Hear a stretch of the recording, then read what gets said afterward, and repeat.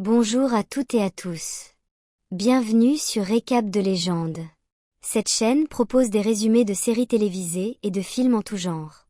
Avant de commencer, s'il vous plaît, laissez-nous un pouce bleu. Aimez cette vidéo pour nous aider à faire grandir la chaîne. Merci beaucoup. L'histoire d'aujourd'hui nous emmène sur la lointaine et luxuriante lune de Pandora, un monde riche en ressources mais mortel pour ceux qui ne le respectent pas. Partie I, la bataille pour Pandora. Le film se déroule au XXe siècle. Un futur où la technologie est très avancée. La Terre a fait des progrès significatifs en sciences, mais la population a tellement augmenté que les ressources naturelles se sont épuisées. Les scientifiques commencent à chercher d'autres planètes et découvrent une lune nommée Pandora dans le système solaire de Polyphème. Pandora est aussi grande que la Terre, luxuriante, verdoyante et riche en ressources. Les humains y arrivent donc pour mener des recherches. Ils y découvrent un élément spécial appelé unobtainium, un conducteur d'énergie très efficace valant des millions au kilo. Une compagnie appelée la RDA arrive pour l'extraire. Pandora abrite de nombreuses espèces extraterrestres, notamment les Nassis, qui ressemblent un peu aux humains mais vivent en harmonie avec la nature et rejettent la technologie. L'atmosphère de Pandora étant toxique pour les humains, les scientifiques créent une solution, les avatars. Ce sont des corps hybrides mélangeant l'ADN Nassis et humain. Grâce à une machine, un humain peut transférer sa conscience dans l'avatar pour explorer la jungle en toute sécurité. En 2145, le docteur Grace Augustine, responsable du programme Avatar, a besoin d'un scientifique pour une mission. Tom Sully est choisi, mais il est assassiné par un voleur juste avant le voyage. La RDA, ne voulant pas gâcher le coûteux avatar conçu pour l'ADN de Tom, recrute son frère jumeau, Jake Sully. Jake est un ancien marine paralysé à partir de la taille. La RDA lui promet une grosse somme d'argent et, plus tard, une opération chirurgicale pour soigner ses jambes. Jake accepte. Jake arrive sur Pandora en 2154. Grace est d'abord mécontente car elle voulait un scientifique, pas un soldat, mais elle n'a pas le choix. Jake et son collègue Norm transfèrent leur esprit dans leur corps d'avatar. Jake adore la liberté de son nouveau corps et apprend vite. Cependant, le colonel Karich, chef de la sécurité, passe un marché avec Jake. Il veut que Jake rapporte secrètement les faiblesses des Nassis afin que la RDA puisse les forcer à s'éloigner d'un grand gisement d'unobtainium. En échange, le colonel promet de rendre à Jake l'usage de ses vraies jambes. Lors d'une mission de recherche, Jake est séparé de Grace et Norm après avoir été attaqué par une bête. Perdu dans la jungle, il rencontre Neytiri, une femelle Nassis. Elle a d'abord l'intention de le tuer, mais une graine de l'arbre des âmes sacrées se pose sur sa flèche. Un signe de leur divinité, Eywa. Prenant cela pour un présage, elle l'épargne et l'emmène dans son clan, les Omaticaya. Le clan vit dans El Arbre Maison. Le père de Neytiri, le chef, est sceptique, mais sa mère, la guide spirituelle, décide de laisser Jake apprendre leurs coutumes. Neytiri devient son professeur. Au cours des 3 mois suivants, Jake apprend à chasser, à monter des créatures et à parler la langue, tombant amoureux de la culture et de Neytiri. Il finit par être initié comme membre à part entière du clan. Lui et Neytiri se choisissent comme compagnons. Cependant, le délai donné par le colonel expire. Lorsque les bulldozers arrivent pour détruire la forêt, Jake tente de les arrêter, révélant ainsi sa position. Le colonel réalise que Jake est passé à l'ennemi, et décide d'attaquer l'arbre maison. Jake avoue au clan qu'il était à l'origine un espion, ce qui pousse les Nassis, furieux, à le bannir. Le colonel bombarde l'arbre maison, tuant de nombreuses personnes, dont le père de Neytiri. Jake et Grace sont emprisonnés par la RDA, mais sont libérés par leur équipe. Ils s'enfuient vers un avant-poste isolé, mais Grace reçoit une balle pendant l'évasion. Pour regagner la confiance des Nassis, Jake apprivoise le Toruk, un prédateur géant légendaire. En devenant Toruk Makto, un chef de légende, il unit les clans. Il tente de sauver Grace en transférant définitivement son âme dans son avatar, mais elle est trop faible et s'éteint, rejoignant Eywa. Enragé, Jake mène tous les clans Nassis dans une bataille massive contre la RDA. Au début, la technologie des humains les domine, mais la faune de Pandora se joint alors au combat. Eywa a répondu à la prière de Jake. Lors de l'affrontement final, le colonel combat Jake dans un énorme exosquelette robotique. Il manque de tuer Jake en endommageant le module contenant son corps humain, le laissant à bout de souffle.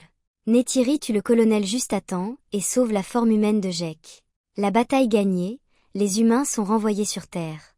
Seuls quelques élus sont autorisés à rester.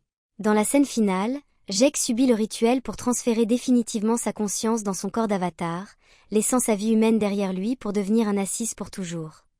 Partie 2. La voix de l'eau, la nouvelle vie. Des années ont passé. Jake et Neytiri ont maintenant une famille heureuse avec 3 enfants biologiques. Le fils aîné Neteyam, le deuxième fils rebelle Lohaka, et leur plus jeune fille Tuk. Ils ont également adopté Kiri, une fille née mystérieusement de l'avatar du docteur Grace Augustine. Kiri est unique. Elle a une connexion profonde et spirituelle avec la nature et Eiwa. Un garçon humain nommé Spider vit avec eux. C'est un orphelin de guerre qui est en réalité le fils du méchant, le colonel Karich. Spider a grandi dans la jungle et se considère comme l'un des Nassis. Le retour du peuple du ciel. La paix vole en éclats lorsque les humains reviennent sur Pandora, non seulement pour l'exploitation minière, mais pour coloniser la planète car la Terre se meurt. Ils brûlent de grandes parties de la jungle pour construire une ville massive. Jake mène les Nassis dans une guérilla contre les lignes de ravitaillement. Pour arrêter Jake, la RDA ressuscite ses meilleurs soldats morts sous forme de recombinés, des avatars implantés avec les souvenirs de soldats humains. Leur chef est le colonel Karich ressuscité. Il cherche une vengeance personnelle contre Jake et Neytiri. La traque. Karich et son équipe fouillent la jungle et tombent sur les enfants de Jake. Ils les capturent, mais Jake et Neytiri arrivent pour les sauver. Dans le chaos, Spider est laissé derrière et capturé. Karich réalise que Spider est son fils. Au lieu de le torturer, il essaie de créer un lien avec le garçon, espérant que Spider le mènera à Jake. Jake réalise que tant qu'il restera avec le clan, son peuple sera pris pour cible. Pour protéger les Omaticaya, il démissionne de son poste de chef et part en exil avec sa famille. La voie de l'eau. Il voyage loin à travers l'océan jusqu'aux îles isolées du clan Metcaïna, le peuple des récifs. Le chef des récifs, Tonowari, leur accorde refuge. La famille Sully doit apprendre la voie de l'eau, comment nager, retenir sa respiration longtemps et chevaucher des créatures aquatiques. Pendant ce temps, Lohaka se bat et se fait piéger dans des eaux dangereuses. Il est sauvé d'un prédateur ressemblant à un requin par un tulquin nommé Peyakan. Les tulquins sont des créatures massives semblables à des baleines, spirituellement liées au peuple des récifs. Cependant, Peyakan est un paria car il a été accusé d'être un tueur. Lohaka se lie avec lui et apprend la vérité. Peyakan n'avait attaqué les humains que pour sauver sa famille, mais son espèce, qui est strictement pacifiste, l'a banni pour avoir utilisé la violence. Le piège. Le colonel Karich suit la trace de Jake jusqu'à l'archipel. Pour faire sortir Jake de sa cachette, il commence à chasser brutalement les tulquins, sachant que cela provoquera les clans. Lohaka se précipite pour avertir Peyakan, mais ils sont repérés. Karich capture Lohaka, Tuk et la fille du chef, Tireya. Jake et l'armée Metcaïna arrivent pour l'affrontement. Karich exige que Jake se rende seul sur son navire. Jake accepte, mais soudain, Peyakan attaque le navire, créant le chaos. La bataille finale. Une bataille massive éclate. Neteyam parvient à sauver ses frères et sœurs, mais au cours de l'opération, il reçoit une balle et meurt tragiquement. Le cœur brisé et enragé, Jake et Neytiri attaquent le navire pour sauver leurs filles restantes, Kiri et Tuk. Ils tuent l'escouade du colonel, ne laissant que Karich. Il tient Kiri en otage, mais Neytiri riposte en menaçant de tuer Spider. Karich relâche Kiri, et un combat brutal s'ensuit entre Jake et Karich sur le navire en perdition. Jake étrangle Karich jusqu'à l'inconscience et le laisse couler. Le navire se remplit d'eau.